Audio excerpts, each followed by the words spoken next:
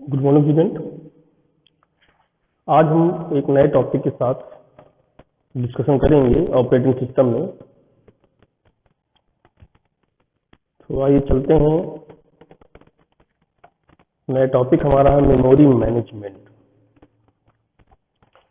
Memory management क्या होता है, इस पर डिस्कशन करेंगे। हम सभी जानते हैं कि एक कंप्यूटर सिस्टम में मेमोरी एक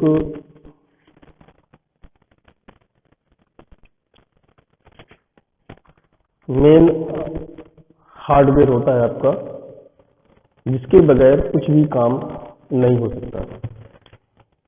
और कंप्यूटर में जो मेमोरी होती है वो बहुत ही लिमिटेड होती है, और इस मेमोरी मैनेजमेंट को ओएस कैसे कवर करता है ये भी हमें समझना है। तो सपोज करिए मैं आपको एक छोटा सा एग्जांपल दे रहा हूं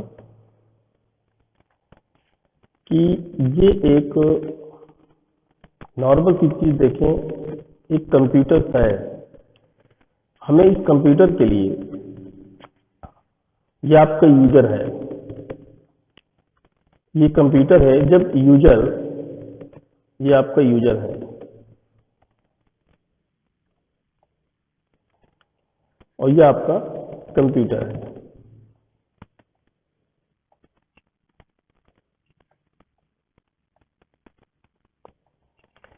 जब यूजर कंप्यूटर्स को यूज करता है अपने यूज के अकॉर्डिंग, तो अब सवाल आता है कि इस कंप्यूटर में क्या क्या चीजें होती हैं। कंप्यूटर के अंदर बहुत सारी चीजें हैं। जैसे मैंने बात की कि सीपीयू यानी कि प्रोसेसर, आपका मेमोरी, कई प्रकार की मेमोरी होती है। आपकी जो इनपुट, आपका आउटपुट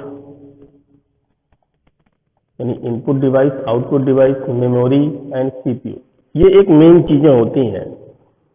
इनपुट हम क्यों यूज करते हैं, लाइक कीबोर्ड, माउस, हम जानते हैं। ये आपका कीबोर्ड। एंड आउटपुट में अगर हम बात करें कि आपका मॉनिटर,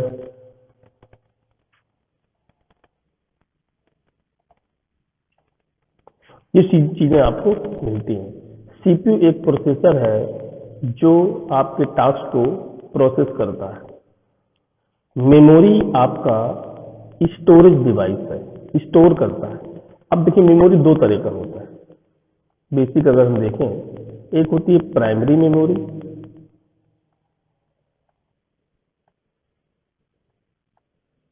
एक होती है सेकेंडरी मेमोरी। ठीक है, तो जो प्राइमरी मेमोरी हमारी होती है, हम उस पर डिस्कशन ज्यादा करेंगे, क्योंकि प्राइमरी मेमोरी ही हमारी बेसिकली लिमिटेड होती है। लिमिटेड ये भी होती है, लेकिन इसमें स्पेसेस कुछ ज्यादा होते हैं। जैसे कि मैं कह दूं हार्ड डिस्क, जैसे आपकी हार्ड डिस्क है, सभी लोग जानते हैं, फंडामेंटल पढ़ा होगा आप लोगों ने। जैसे हार्ड डिस्क,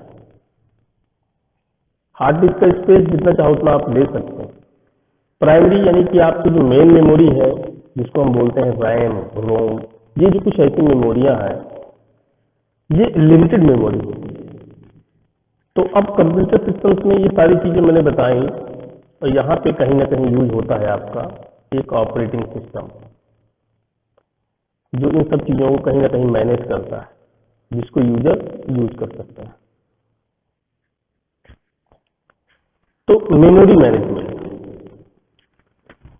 अब हम इसमें क्या क्या टॉपिक कवर करेंगे, जैसे कि बेसिक मेमोरी मैनेजमेंट है, स्वैपिंग है, वर्चुअल मेमोरी है, पेज रिप्लेसमेंट एल्गोरिथम है, मॉडलिंग पेज रिप्लेसमेंट एल्गोरिथम है, डिजाइन इशू है, थॉट पेजिंग सिस्टम्स हैं, इम्प्लीमेंटेशन इशू है, सेगमेंटेशन है।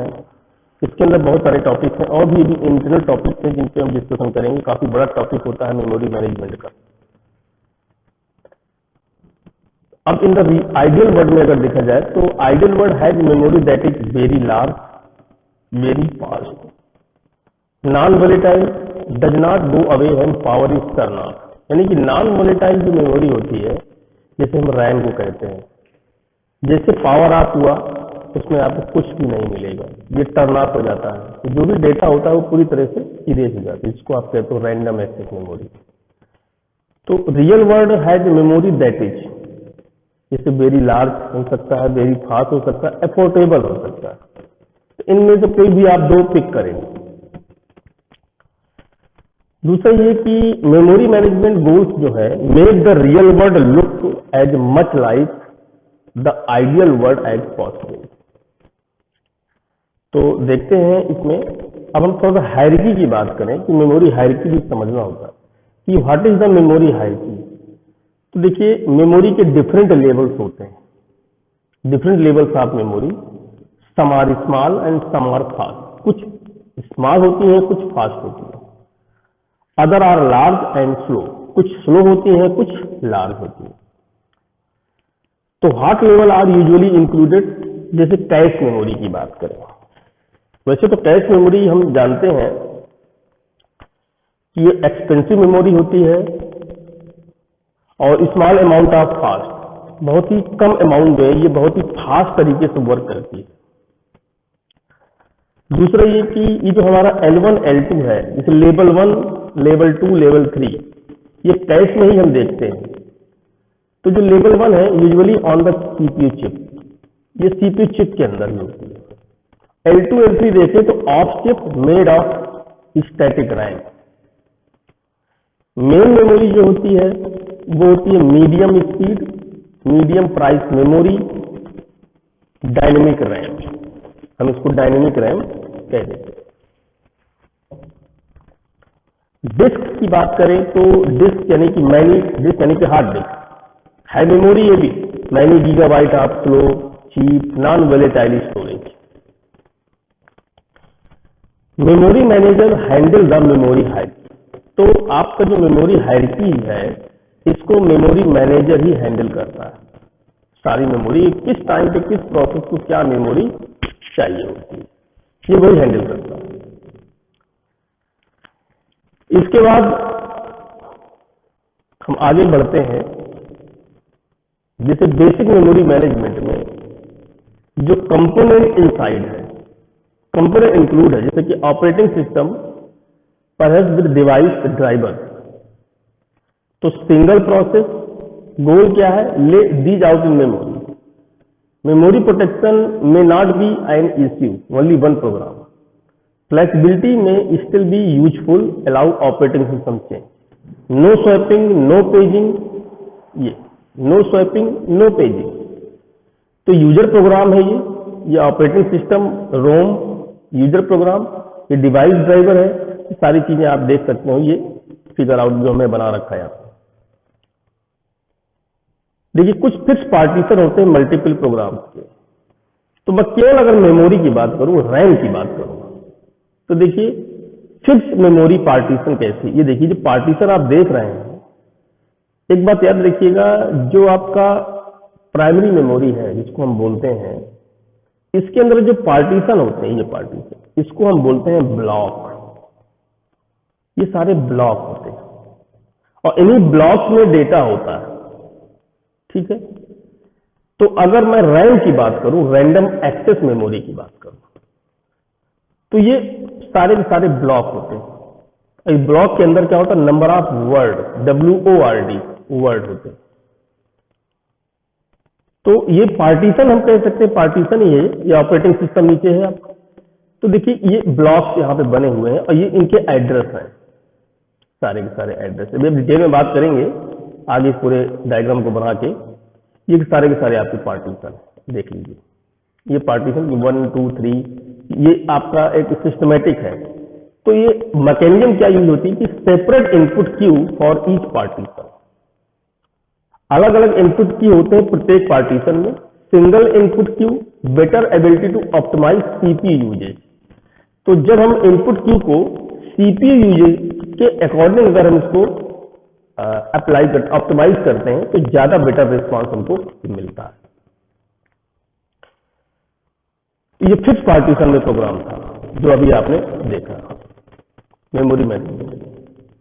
अब सवाल ये आता है कि how many program is enough. तो देखिए, सेवरल मेमोरी पार्टीशन और फिक्स एंड वेरिएबल साइज दो तरह का है, एक फिक्स साइज, एक होता है वेरिएबल साइज। ये दोनों के बारे में अलग अलग डिस्कशन करेंगे। तो lot of processes waiting wanting to use the CPU, एक के साथ बहुत सारे प्रोसेस जो है सीपीयू को यूज करना चाहते हैं। तो ट्रेड ऑफ में क्या है कि more process utilise the CPU better, fewer process use less memory cheaper. उसमें से कुछ प्रोसेसेस जो है कम मेमोरी यूज कर रहे हैं, बहुत सारे प्रोसेस है जो सीपीयू को बेटर यूटिलाइज कर रहे हैं। तो कह रहा है how many processes do we need to keep the CPU fully utilise.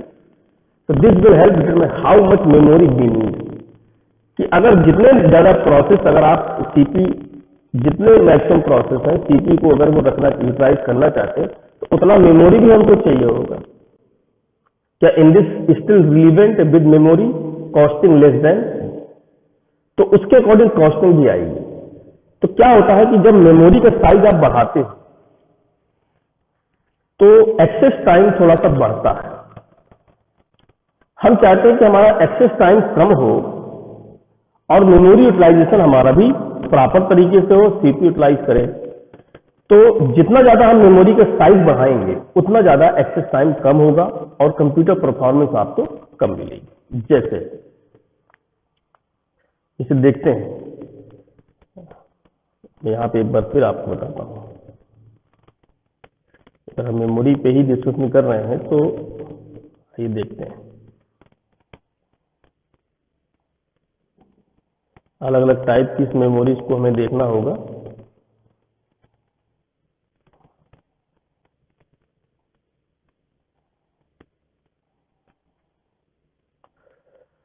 Okay,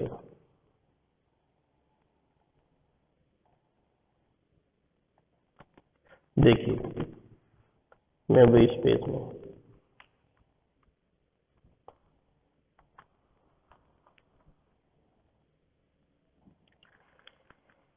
तो जैसे कि मैंने बताया कि सपोज करो ये सीपीयू है आपका। सीपीयू काम क्या होता है आप जानते हैं,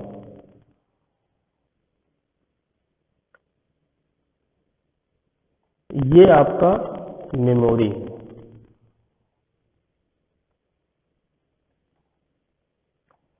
और ये आपका सेकेंडरी मेमोरी, ये फिजिकल मेमोरी कह लो, सेकेंडरी मेमोरी। ठीक है, अब ये देखते हैं कि मान लो ये सीपीयू है, कोई प्रोसेस यहां पर बहुत सारी प्रोसेस है, P1 प्रोसेस है, P2 प्रोसेस है, ये आपका एक P3 प्रोसेस है, ये एग्जीक्यूट होना चाहता है।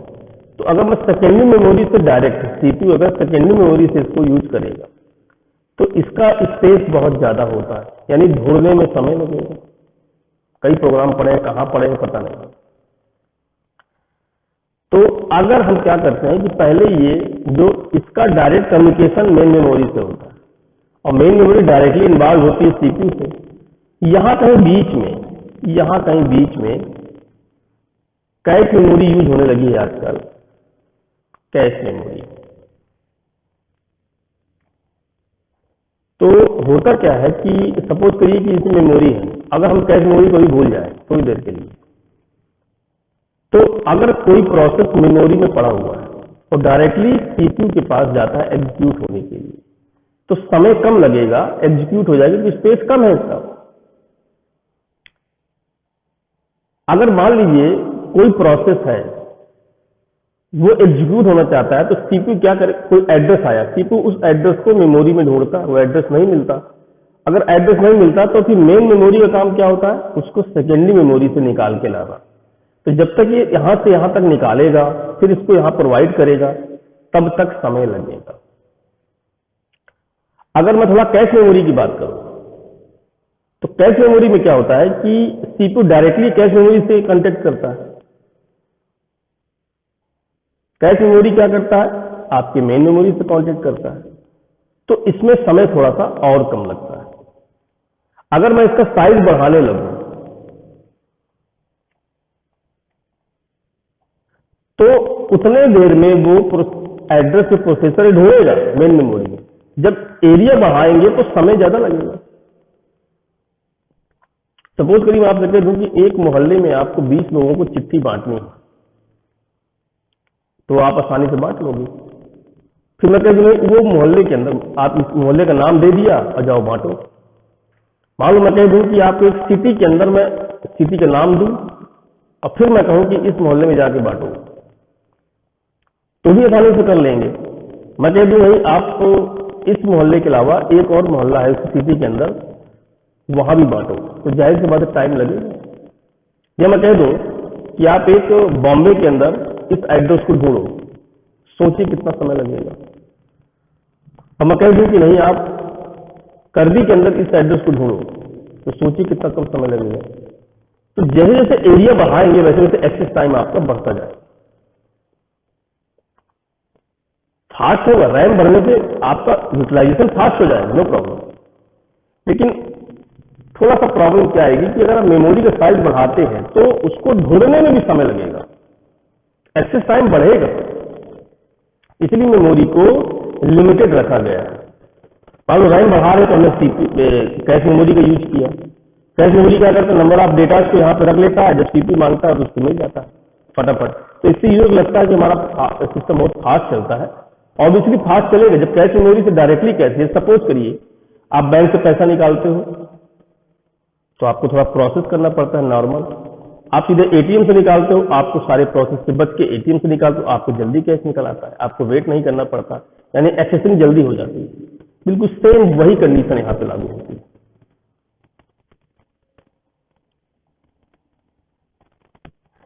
तो यहां पर बेसिक हम क्या देखते हैं, अब जैसे मॉडलिंग मल्टी प्रोग्रामिंग।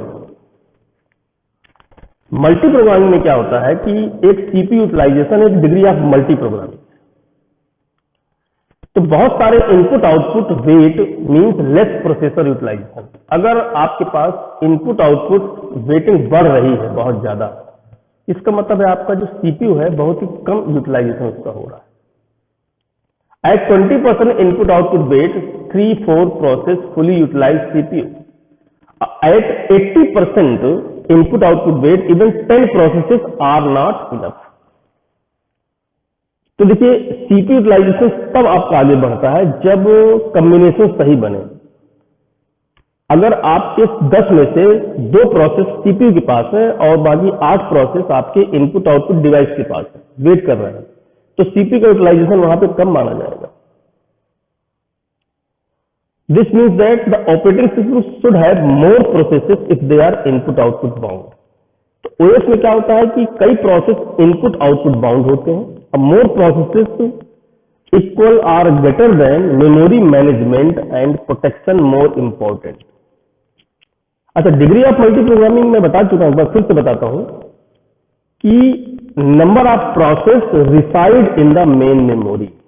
जितने ज्यादा प्रोसेस आपके मेन मेमोरी में होंगे वो उसकी डिग्री ऑफ मल्टी प्रोग्रामिंग कहलाएगी, वो उसकी डिग्री ऑफ मल्टी प्रोग्रामिंग ही कहलाएगी। जितने ज्यादा प्रोसेस आपके मेन मेमोरी के अंदर होंगे, मान लो 10 प्रोसेस है तो डिग्री ऑफ मल्टी प्रोग्रामिंग 10 हो गई, 4 है तो 4 हो गई।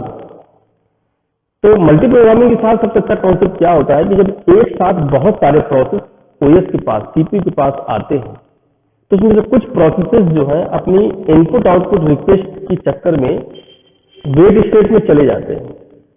नतीजा क्या होता है कि ओएस के साथ कुछ ऐसे कॉन्सेप्ट होते हैं, जब कोई प्रोसेस सीपीयू से एग्जीक्यूट हो रहा है और अचानक से कोई इंटरप्ट आ गया, तो उस प्रोसेस को भी वो प्रीएम्प्ट कर देता है, ये रूल में है। सबसे पहले इंटरप्ट को हैंडल करेगा ऑपरेटिंग सिस्टम। तो नतीजा क्या होता है कि फिर आए जो वेट प्रोसेस है वो काफी देर तक वेट करते रहते हैं, और कुछ प्रायोरिटी बेस्ड प्रोसेस होते हैं जो एग्जीक्यूट होते रहते हैं।